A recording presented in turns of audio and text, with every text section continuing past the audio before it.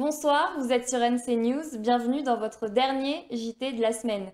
Au menu de l'info ce soir, politique, ils ne sont d'accord ni sur Paris, ni sur le président du gouvernement. Que se passe-t-il du côté des indépendantistes? Économie, reportage sur les 1000 emplois perdus dans le privé à cause du Covid et rencontre avec maître Stéphanie Lobreau, première notaire sur la foi. Une fois de plus, on ouvre ce JT par un mot de politique.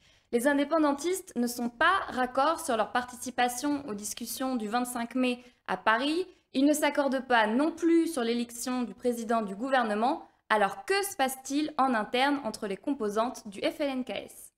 L'UNI, consciente d'avoir participé à la chute du 16e gouvernement, ne se voyait pas débarquer à Paris sans avoir élu un président. L'autre raison, c'est que euh, ben, nous sommes engagés quand même dans les blocages du 17e gouvernement. Voilà. Je le dis, c'est pas très responsable.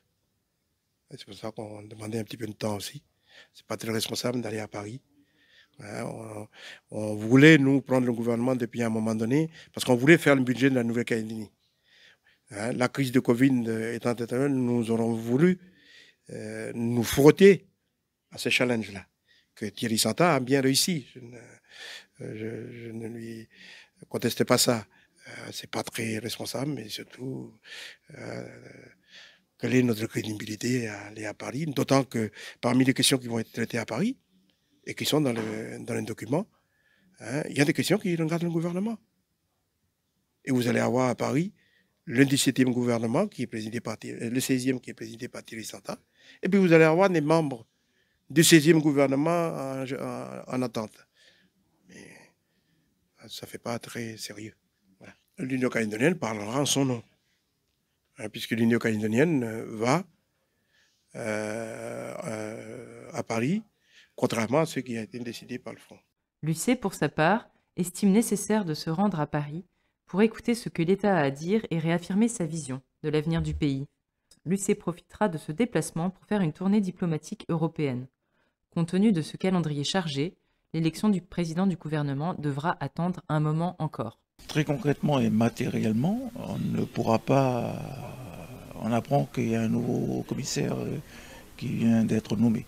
Donc, le temps qu'il arrive, le temps que la mission de Paris revienne, matériellement, on ne pourra pas reconvoquer les membres élus du 17e gouvernement avant fin juin. Voilà. Donc, nous, ce que l'on dit, c'est qu'on poursuit les discussions, parce que, quoi qu'on en dise, on poursuit les discussions au sein du Front pour essayer de trouver une solution acceptable par tous. Forcément, la crise du Covid-19 a des conséquences sur notre économie. Frontières fermées, période de confinement ont fait perdre 1000 emplois au secteur privé. Commentaire de Beryl Ziegler. Les conséquences économiques de la crise Covid se font nettement sentir en 2020. Selon l'ISEE, 910 emplois ont été supprimés dans le secteur privé l'année dernière. C'est la plus forte chute enregistrée depuis 10 ans. Le secteur des services est le plus touché, puisqu'il a perdu tous les emplois gagnés depuis 2015. Le secteur du BTP continue de voir ses effectifs en salariés et en entreprises diminuer fortement. L'ISEE estime que le BTP a perdu 290 employés en 2020, mais la chute des effectifs est constante depuis 2011. Le secteur du commerce n'est pas épargné non plus, avec une diminution de ses effectifs de 0,8%. Seule l'industrie et l'agriculture arrivent à tirer leur épingle du jeu. Dans le même temps, les événements liés au dossier de la reprise de l'usine du Sud en fin d'année dernière ont nettement pesé sur le climat des affaires, mais également sur les embauches. Si la perte des emplois dans le secteur privé est impressionnante, l'ISEE note que le nombre de liquidations judiciaires en 2020 a baissé par rapport à 2019. L'ISEE souligne alors que les mesures de soutien à l'économie adoptées par le gouvernement ont permis d'amorcer la relance au sortir du confinement. Ces mesures, explique l'ISEE, ont permis de contenir les réductions d'emplois et de maintenir la trésorerie des entreprises.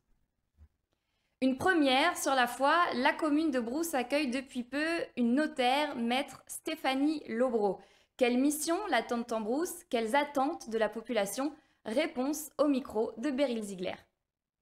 Ça se passe plutôt très bien. On est assez ravis. C'était important pour moi, puisque moi je suis originaire de Brousse. Donc j'ai grandi en Brousse, j'ai fait toute ma scolarité en Brousse. Donc c'était important pour moi de changer un peu la vision des choses et d'éviter à ce que les gens de Brousse aient les besoins de venir à Nouméa et d'être justement stressés, de ne pas avoir le temps. Parce qu'en général, quand on vient à Nouméa, déjà on commence par les bouchons, puis après on enchaîne les rendez-vous parce que quand on vient justement, on veut essayer de tout faire dans la même journée. Et ces questions-là dont on parle, pour moi, c'est des questions qui nécessitent de prendre le temps d'en discuter. Puisque justement, si on veut éviter les conflits dans une famille, il faut bien comprendre ce qui se passe dans cette famille et il faut avoir le temps d'en parler. Donc il me semblait que c'était important qu'on change de position et que ce soit nous qui y allions. Et comme ça, les gens, quand ils viennent nous voir quand ils ont envie, quand ils ont le temps. Et en plus, en ayant le temps, une fois qu'on y est, c'est pas un rendez-vous qui se règle en une demi-heure. Voilà, c'était un petit peu ça l'état d'esprit. Et pour moi, c'est important, je veux dire que c'est un peu la dimension publique, de service public de notre métier qui me tient vraiment à cœur. C'est que l'intérêt qu'on a, c'est justement d'éviter les conflits. Le notaire, c'est le juriste du pré-contentieux. C'est celui pour lequel on évite le contentieux. Et si on fait bien notre travail, justement, on ne se retrouve pas devant un juge. Donc c'est cette partie-là qui m'intéresse particulièrement de développer en Brousse. Merci d'avoir suivi l'info sur NC News. Je vous souhaite un excellent week-end et je vous dis à mardi.